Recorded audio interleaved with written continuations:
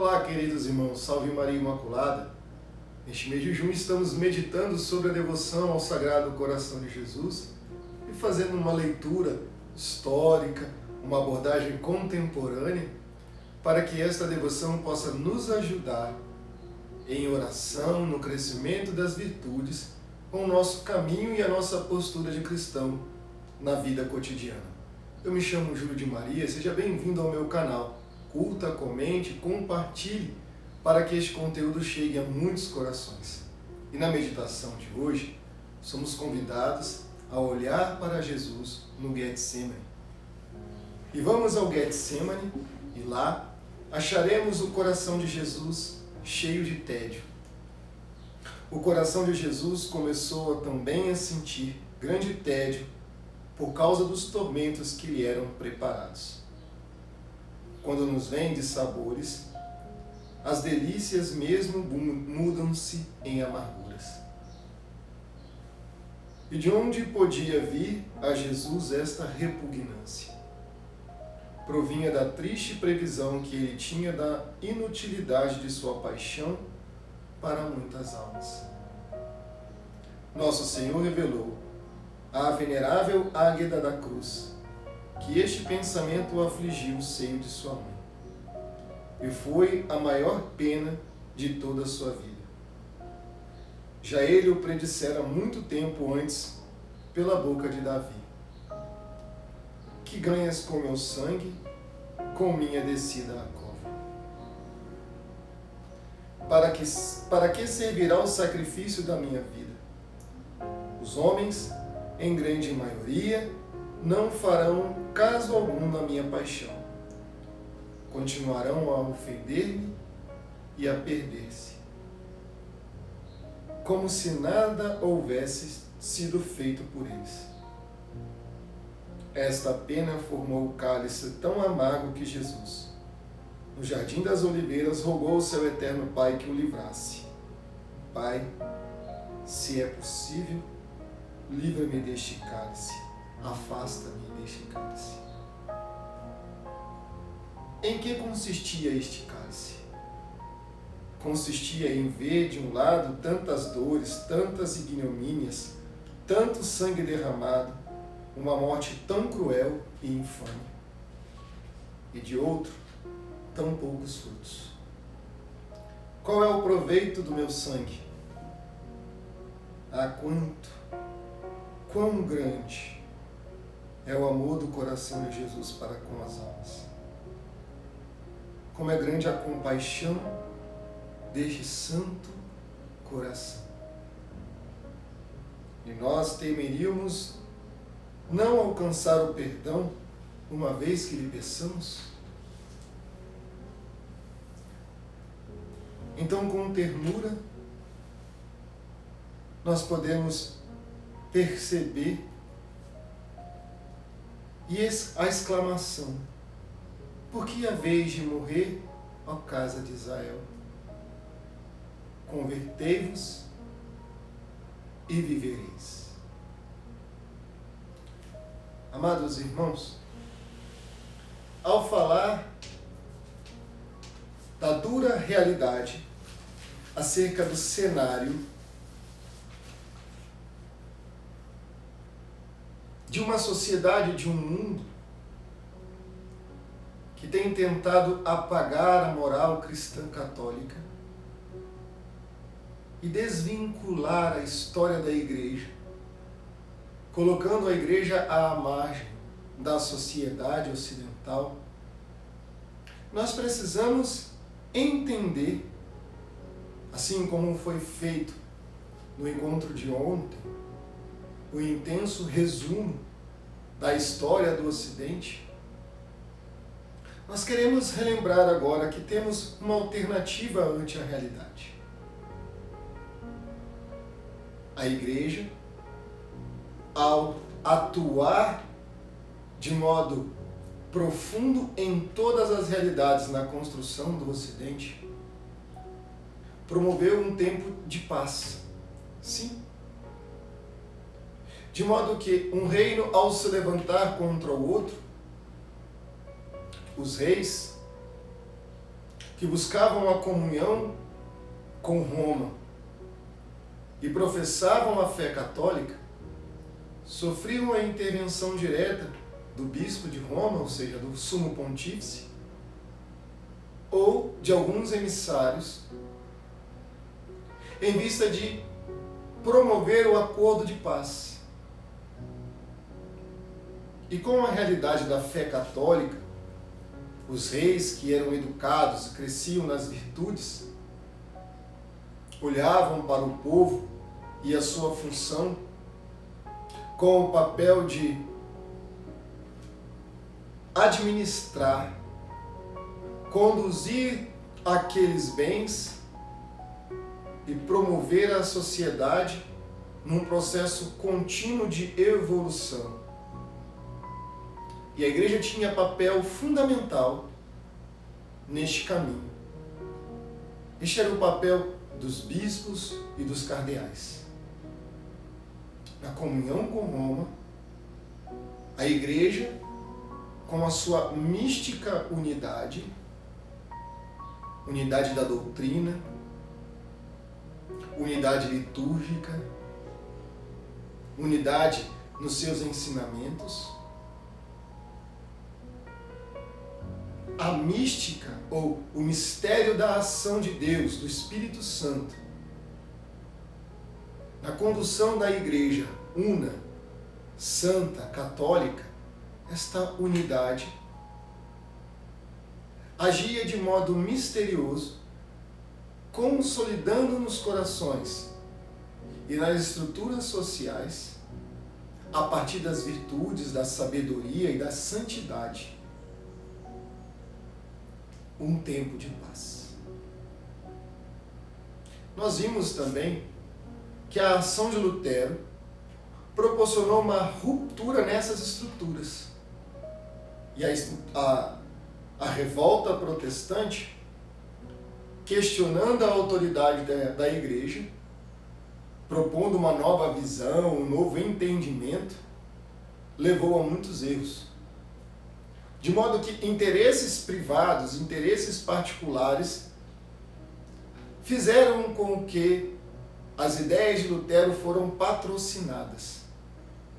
Então, o que antes nós tínhamos uma paz que olhava para Cristo e de Cristo vinha a paz, porque era alicerçado numa teologia milenar que nascia do alto, do coração de Jesus. Por isso é tão importante esta devoção. A observação do Cristo nas duas realidades, na sua natureza divina, na sua natureza humana, entendendo a missão salvífica desta pessoa da Santíssima Trindade e a sua realidade divina, formava os homens na piedade, na devoção e proporcionava, a partir do caminho da santidade, uma paz com a presença de Deus. Esta ruptura, com uma teologia olhando a partir do homem, começou a promover o apogeu dos interesses individuais e não coletivos. E nesse apogeu, foi promovida um tempo de paz sem Deus. Um caminho mundano, um caminho pagão. É nesse contexto que surge Montesquieu. Porque se a igreja formava os santos, nos sábios, a revolta protestante levou à queda brusca, drástica das virtudes. Um pouco depois, os jesuítas, Companhia de Jesus, fundada por Inácio de Loyola, olhando essa decadência moral da Europa, onde nós olhamos a realidade da Europa e ela ficou dividida. Uma parte católica e a outra parte protestante. e também com a realidade, a difícil e dura realidade de formar, porque os jesuítas então se empenharam na educação e não mais naquela estrutura antiga, vinda, como já foi falado, de Cluny, nas virtudes, na sabedoria e na santidade, mas para formar bons cidadãos. Em que consiste essa visão e essa nova lógica com o ideal educacional? As escolas jesuítas, elas foram o caminho para parar a cultura protestante, o avanço protestante em todo o mundo católico. E também para parar a paganização. No entanto, o objeto da formação da virtude era o conhecimento da verdade. Mas, diante da realidade do mundo, a decadência moral, diante da realidade onde a vida mística, a via unitiva, as meditações haviam sido deixadas de lado, havia necessidade de uma intervenção imediata, direta, objetiva. E os jesuítas, então, atuaram diante daquilo que era possível, daquilo que era necessário também. A alternativa era essa. Ou então, o Ocidente sucumbiria diante da investida protestante, dos fortes apelos pagãos que atacavam o velho continente.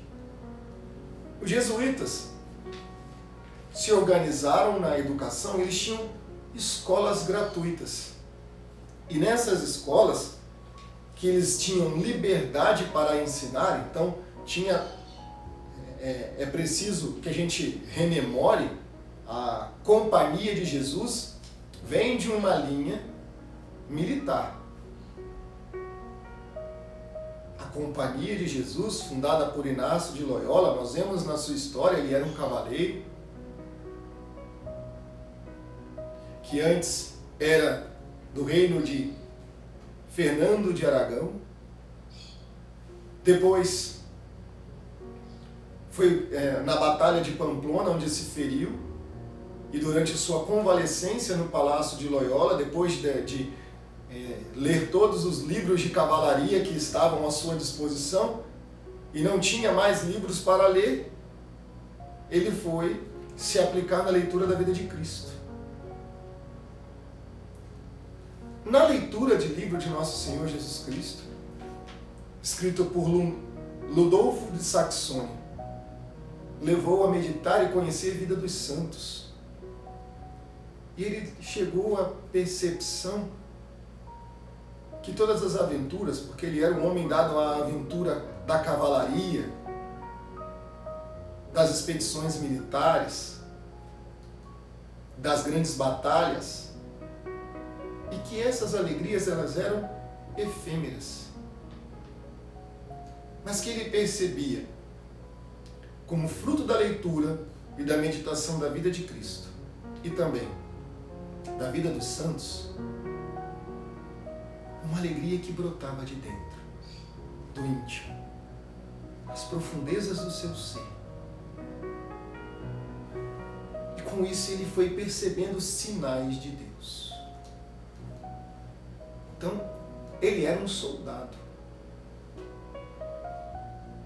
E os homens da Companhia de Jesus se espalharam pelo mundo inteiro, até o Japão, anunciando o reino de Cristo. Este era o fundador dos jesuítas, de uma intensa disciplina. E as escolas jesuítas, a partir do encontro de um manuscrito de Quintiliano, da época do Império Romano, que era um tratado pedagógico, encontrado, e diante dos efeitos, porque lembra o que eu disse, o direito romano, ele não citava a igreja. Por quê? porque na época do Império, no período do Império, não existia igreja. As ideias, aquela organização era para formar a postura do cidadão romano em vista da lei, em vista dos limites que lhe eram postos. Era para orientar o direito. E Quintiliano, um filósofo da época, que escreveu um tratado pedagógico, se serviu dos costumes e da realidade daquele tempo. Então, o que era o pensamento dos jesuítas? Que, formando o cidadão na formação educacional para formar para um bom cidadão com acesso aos sacramentos, ou seja, assistirem às missas, se confessarem, uma nova literatura, tendo acesso a essa literatura, pudesse começar um caminho novamente de ascensão virtuosa. Mas o que aconteceu, o que nós podemos dizer aqui, foi um voo da galinha. O que é o voo da galinha? A galinha não voa do chão para o puleiro, pelo contrário, é do puleiro para o chão. Então, no processo da formação intelectual, então também aconteceu essa decadência.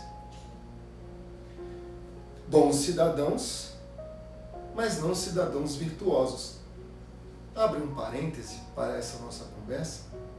Aqui no Brasil, quando os portugueses chegaram, vieram os jesuítas, as escolas, a formação também era assim. No entanto, a partir do momento em que a Companhia de Jesus foi suprimida no Brasil, as escolas foram fechadas. Então sumiram das características das pessoas que eram formadas as virtudes heróicas, a santidade,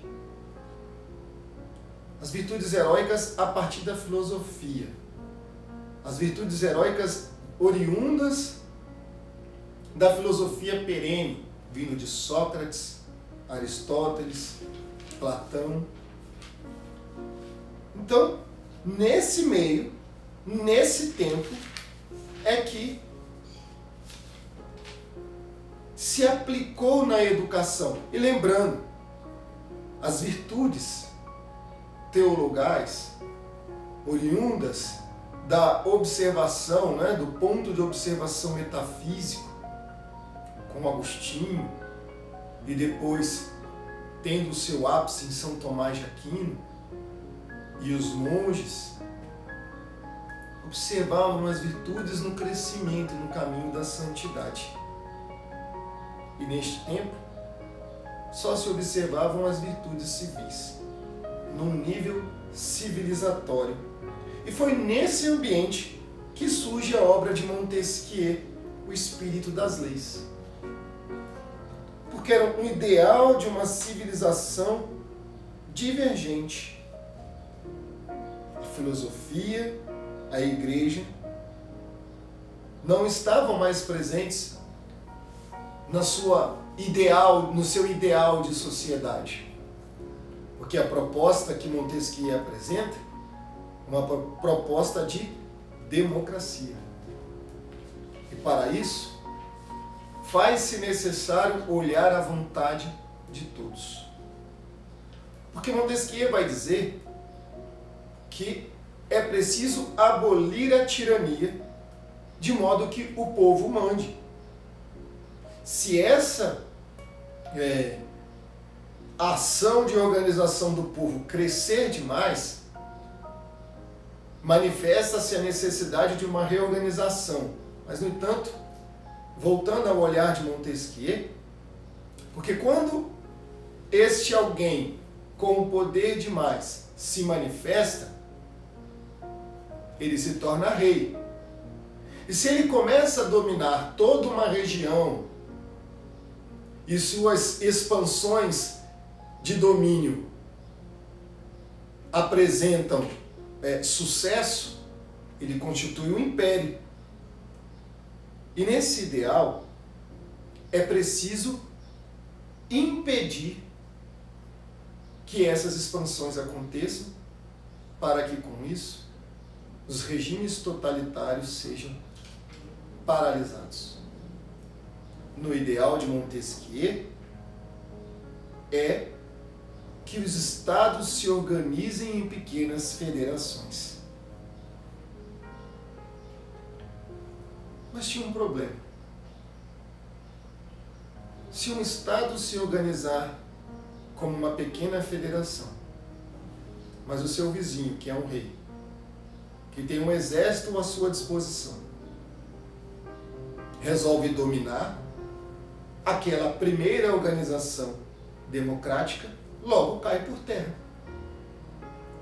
Sendo assim, a solução era uma organização social em pequenas democracias e elas se organizarem de modo que as suas alianças possam proporcionar, a partir do momento em que alguém se considerar soberano, ou seja, ser um tirano, essas alianças defendam as pequenas democracias e se unam sobre a realidade de qualquer ataque.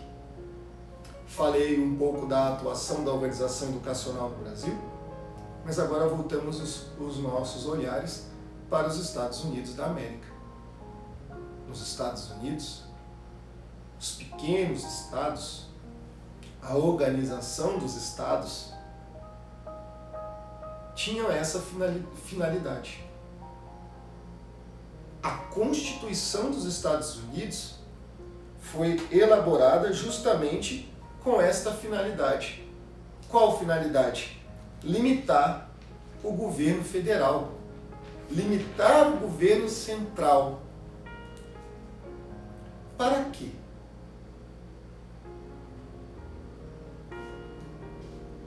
Para que a ideia de poder, ao alguém sentar naquela cadeira, se assim podemos dizer, assumir aquela posição, não fosse seduzido ou já tivesse sob as suas mãos poder suficiente ao ponto de destruir aquilo que ao longo dos tempos vinha sido construído. Puxar o poder. E foi justamente o contrário.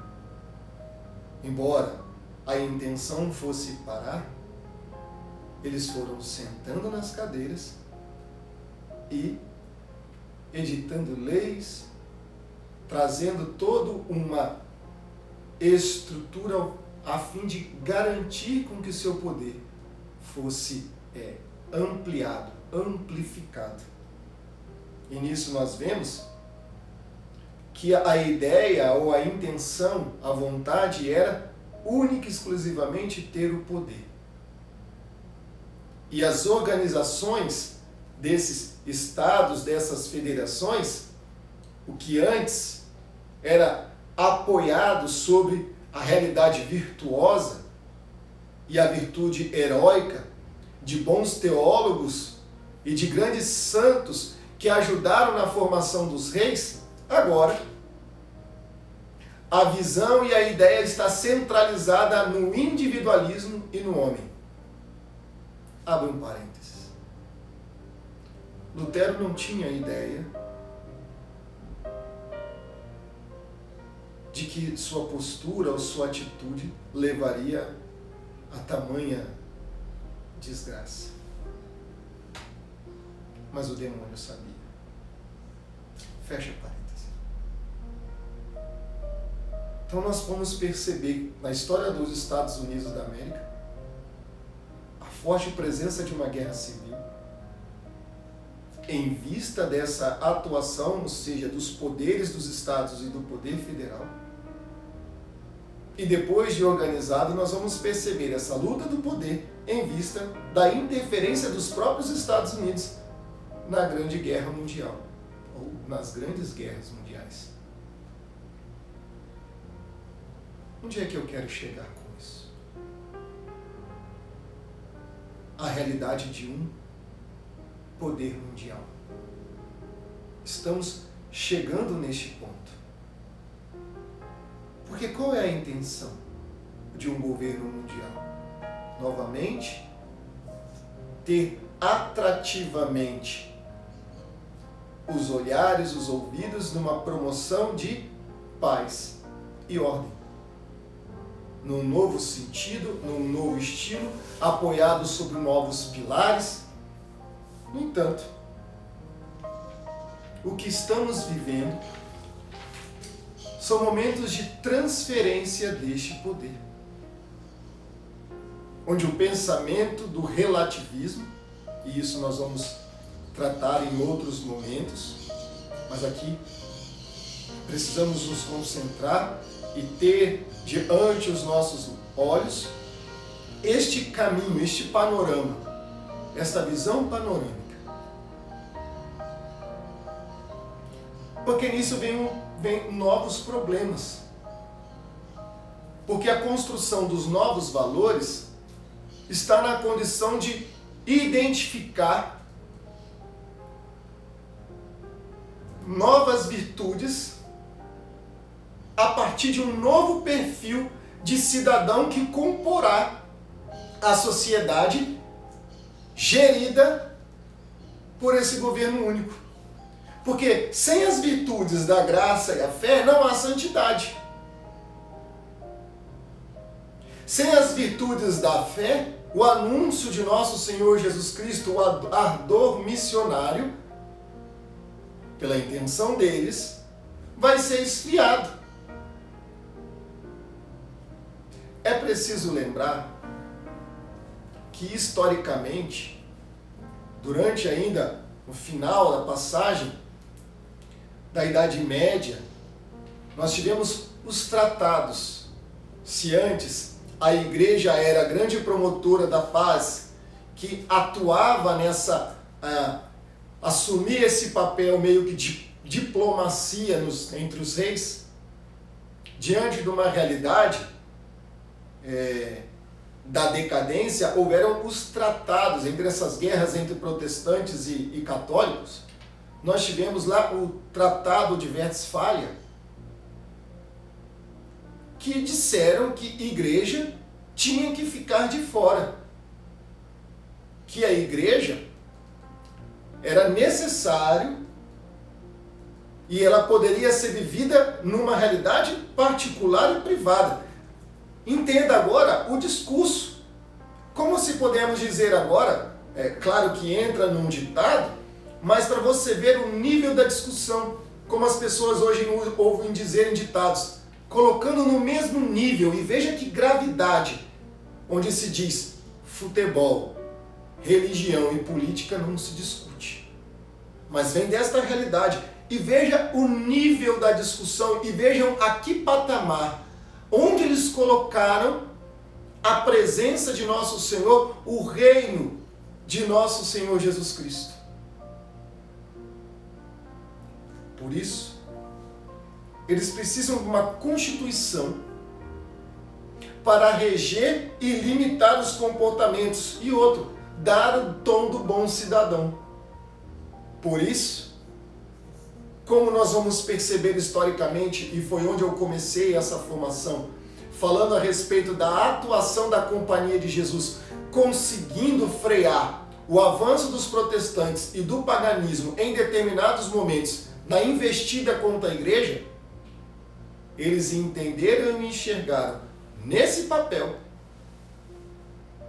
onde eles não lograram sucesso, não lograram êxito nas suas investidas, e por isso, hoje, a educação é o caminho utilizado, de qual se serviram as grandes fundações. Bom, estou falando do Rockefeller, estou falando da Ford, estou falando da McAllister, estou falando de George Soros, de investir na educação para o caminho de formação do perfil do novo cidadão, que estará no novo mundo sonhado por eles, nesta paz sem Deus e nesta realidade sem igreja. Por isso as agendas na escola. Por isso, há poucos anos atrás, os conservadores, os cristãos, tiveram tanto que se empenhar em proteger os planos nacionais, estaduais e municipais de educação na luta contra gênero. Também a questão dos currículos escolares. O perigo destas realidades, dessas investidas, eles sabem onde eles querem chegar. Eles sabem, eles têm um objetivo claro, mas existe uma cortina de fumaça. E é necessário que nós tenhamos essa íntima união com o nosso Senhor Jesus Cristo. Por isso a devoção ao Sagrado Coração de Jesus tem um papel fundamental na restauração da realidade do homem moderno, que entrou em crise, virou as costas para Deus, fez da ciência seu Deus, mas nós percebemos, estamos diante de realidades sanitárias tão graves, onde a ciência não é capaz de salvar. As providências humanas não são capazes de proteger. Não vou entrar aqui em discussão a respeito de pandemia. Não. Estou dizendo que o homem lhe propõe soluções e as soluções são efêmeras. Porque a crise do homem está em manter em si o seu olhar. E a partir do momento em que a primeira ruptura com a estrutura espiritual que sustentava todo o continente europeu aconteceu a partir de Lutero, o que nós percebemos foi uma contínua repetição dos seus comportamentos. Por isso, diante desta realidade, é necessário buscar uma unidade com este coração e perceber a necessidade da restauração da piedade católica, da boa literatura, do acesso a conteúdos seguros, da comunhão com o Vigário de Cristo, o mistério da presença da igreja no mundo e outra, ser fiel à voz da igreja. Rezar, ter uma nova prática e uma nova formação moral. Não se engane, vivemos num mundo pagão. A moral católica, rechaçada e ridicularizada diante das realidades sociais, são atacadas a fim de tirar dos corações a beleza da pertença a Cristo, de ter sido salvo, resgatado e redimido pelo seu sangue. Fizeram isso ao longo da história, fracionando Jesus. Esta devoção, misteriosamente, nos nossos tempos tem um papel fundamental.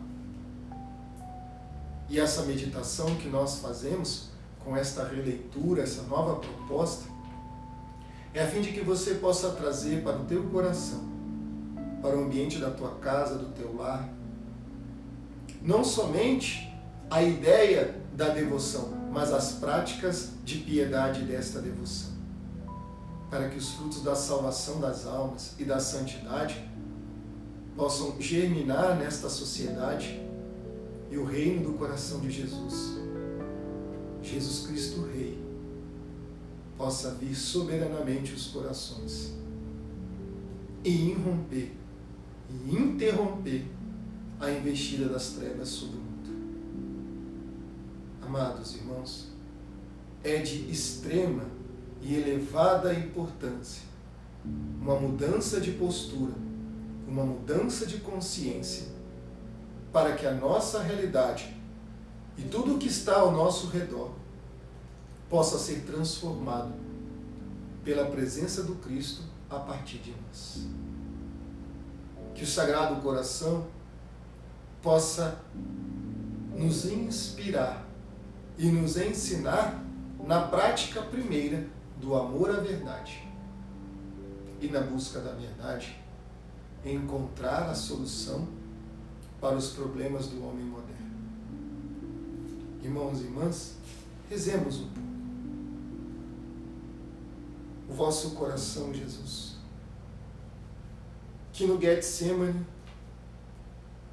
está aflito, a questionar-se a salvação,